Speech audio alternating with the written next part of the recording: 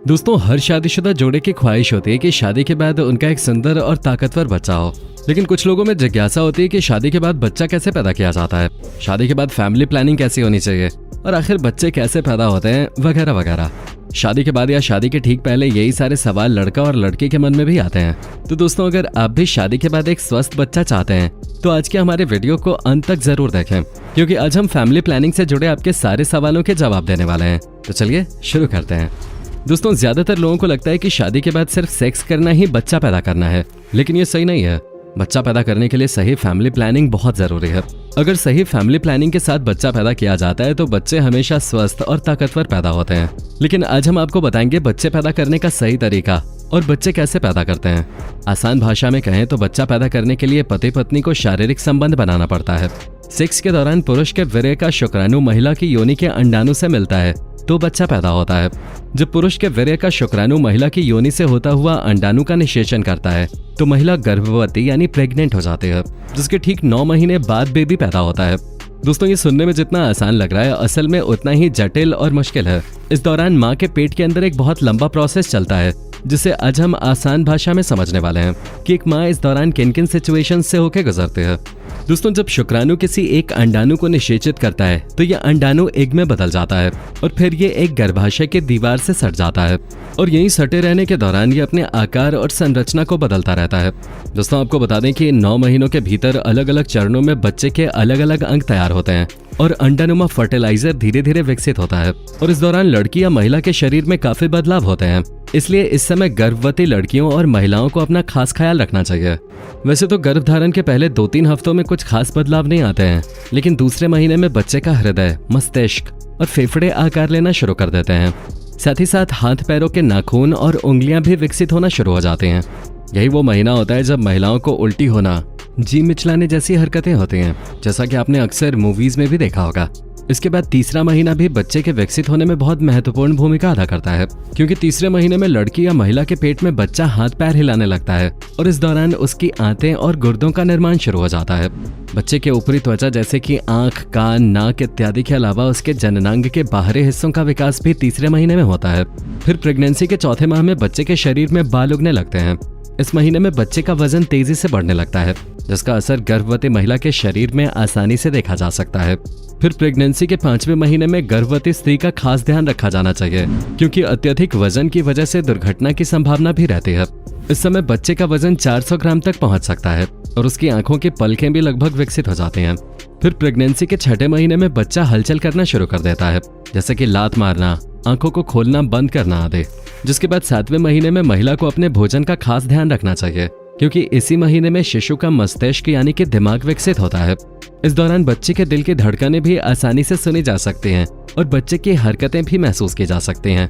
इस समय बच्चे का वजन बढ़कर 1100 से 1300 ग्राम तक हो जाता है और इस दौरान गर्भवती महिला को सांस लेने में भी दिक्कत हो सकती है और साथ ही बार बार पेशाब की शिकायत भी हो सकती है। प्रेगनेंसी के 8वें महीने में बच्चे की हड्डियों का विकास होता है और हड्डियां मजबूत हो जाती हैं। इसके अलावा बच्चे के सिर का आकार भी तेजी से बढ़ता है, जिस वजह से होने वाले बच्चे का वजन 200 ग्राम के पार हो जाता है। इस दौरान महिला के पेट और गुप्तांगों में हल्का दर्द शुरू हो जाता है, जिससे उन्हें उठने बैठने में दिक्कत होती है। 9वां महीना आते आते बच्चे का विकास लगभग पूरा हो जाता है और इस दौरान बच्चे का वजन 2.5 किलो से 3 किलो तक हो सकता है। बच्चे का वजन उसके स्वास्थ्य और सही विकास पर निर्भर करता है और 9 महीने पूरे हो जाने के बाद अब बच्चा डिलीवरी के लिए पूरी तरह तैयार हो जाता है। ध्यान रहे, बताए गए सभी चरण सामान्य चरण हैं, इसमें घबराने की कोई जरूरत नहीं है। लेकिन पहले महीने से 9वें महीने तक लगातार गर्भवती महिला का चेकअप करवाते रहें और डॉक्टर्स से जरूरी सलाह अवश्य लें।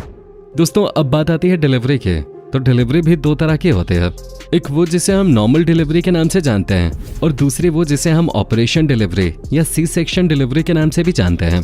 दोस्तों, सबसे पहले तो हम आपको बता दें कि सी सेक्शन डिलीवरी बच्चे को मां के गर्भाशय से निकालने का एक सर्जिकल तरीका होता है और नॉर्मल डिलीवरी जो होती है उसमें बच्चे का जन्म बर्थ कनाल से होता है और इसे वजाइनल डिलीवरी भी कहते हैं।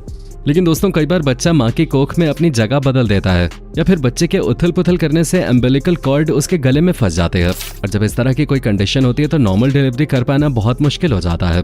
अब इस कंडीशन में डॉक्टर सिजेरियन डिलीवरी यानी कि ऑपरेशन से बच्चे की डिलीवरी करने की सलाह देते हैं। ऐसे में अब आपके दिमाग में ये आ रहा होगा कि सी सेक्शन या सिजेरियन डिलीवरी है क्या।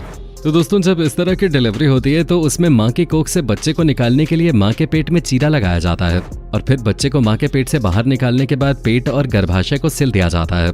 आपको बता दें कि जिन टांकों का इस्तेमाल गर्भाशय को बंद करने के लिए किया जाता है वो शरीर में कुछ समय बाद अपने आप ही खुल जाते हैं और इसमें ज्यादा परेशानी भी नहीं होती। दोस्तों अगर आप किसी अच्छे डॉक्टर के पास जाएंगे तो वो आपको नॉर्मल डिलीवरी करने की सलाह देंगे, लेकिन आजकल हॉस्पिटल्स में डॉक्टर्स दर्द से तड़प रही माँ को देखकर तुरंत बोल देते हैं कि ऑपरेशन होना है, जिसके बाद परिवार वालों को कुछ समझ नहीं आता और वो लोग ऑपरेशन के लिए हामी भर देते हैं क्योंकि उन्हें लगता है कि डिलीवरी में कोई प्रॉब्लम आ रही है, पर ऐसा नहीं है। अब खुद ही सोचिए कि हर डिलीवरी में तो प्रॉब्लम आएगी नहीं, तो फिर क्यों ऑपरेशन से होने वाले बच्चों की संख्या लगातार बढ़ती जा रही है। खैर इन सारी चीजों के बारे में बाद में बात करेंगे। अभी सबसे पहले ये जान लेते हैं कि आखिर ऑपरेशन से होने वाली डिलीवरी का पूरा प्रोसेस क्या होता है। दोस्तों सबसे पहले इसमें महिला की पूरी मेडिकल हिस्ट्री चेक की जाती है, फिर उसके जरूरी टेस्ट होते हैं। जब सारी चीजें सही रहती हैं तो ऑपरेशन से पहले महिला के पेट को डिसइंफेक्ट किया जाता है और फिर उसके बाद जिस जगह पे चीरा लगाना है उस जगह को डिसइंफेक्ट कपड़े से ढक दिया जाता है और फिर रीढ़ की हड्डी में एनेस्थीसिया का इंजेक्शन दिया जाता है ताकि महिला के शरीर का जो नीचे का हिस्सा होता है वो सुन पड़ जाए और उसे ज्यादा दर्द महसूस ना हो। दोस्तों महिला के शरीर में एनेस्थीसिया का असर हुआ है या नहीं इस चीज को चेक करने के लिए महिला के पेट पे मेडिकल इक्विपमेंट से दबाव बनाया जाता है। अगर महिला को दर्द नहीं हो रहा है तो एनेस्थीसिया का असर शुरू हो चुका है और उसके बाद ऑपरेशन शुरू कर दिया जाता है। सी सेक्शन में जो मेन डॉक्टर होते हैं वो मेडिकल इक्विपमेंट से पेट के निचले हिस्से में लगभग 10 सेंटीमीटर का चीरा लगाते हैं। इस कट को बिकिनी कट भी कहा जाता है। इसके बाद महिला की कोख खुल जाती है और कुछ ही मिनटों में बच्चे की किलकारियां गूंजने लगती हैं।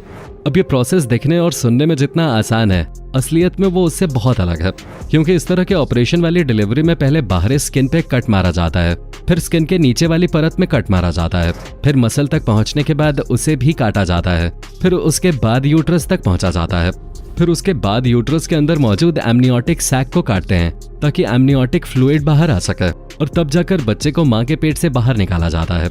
इसके बाद डॉक्टर्स बच्चे और माँ को जोड़ने वाले अम्बिलिकल कॉर्ड को काट देते हैं, जिसे काटने के बाद बच्चे की नाक और मुंह को मुलायम से कपड़े से साफ किया जाता है ताकि जो एक्स्ट्रा फ्लूइड है वो साफ हो सके। हालांकि कुछ देशों में बच्चों को साफ करने के लिए उसे नहला दिया जाता है, जबकि कुछ देशों में ऐसा नहीं किया जाता है। अब जितनी जल्दी बच्चे को बाहर निकाला जाता है उतनी ही जल्दी माँ को टाके लगाए जाते हैं ताकि माँ का खून ज्यादा न बहे। दोस्तों इसके बाद यह ऑपरेशन खत्म हो जाता है, लेकिन ये ऑपरेशन सिर्फ इमरजेंसी पड़ने पे ही यूज करना चाहिए। लेकिन आजकल के हॉस्पिटल्स और डॉक्टर्स ज्यादा पैसे कमाने के चक्कर में नॉर्मल डिलीवरी करने के बजाय ऑपरेशन कराने को बोल देते हैं। अब यहाँ हमें ये समझना चाहिए कि हम जल्दबाजी में कहीं डॉक्टर्स को उनकी मनमानी करने की इजाजत तो नहीं दे रहे हैं। आपको क्या लगता है, क्या ये जो हो रहा है सही है या इस पर कोई सख्त कदम उठाना चाहिए? अपनी राय हमें कमेंट करके जरूर बताएं। उम्मीद करते हैं आपको हमारा आज का वीडियो पसंद आया होगा। अगर हाँ तो वीडियो को लाइक करके अपने दोस्तों के साथ शेयर करना न भूलें और इस तरह की और वीडियोस देखने के लिए इस चैनल को सब्सक्राइब करके बेल नोटिफिकेशन को भी जरूर ऑन कर लें। धन्यवाद।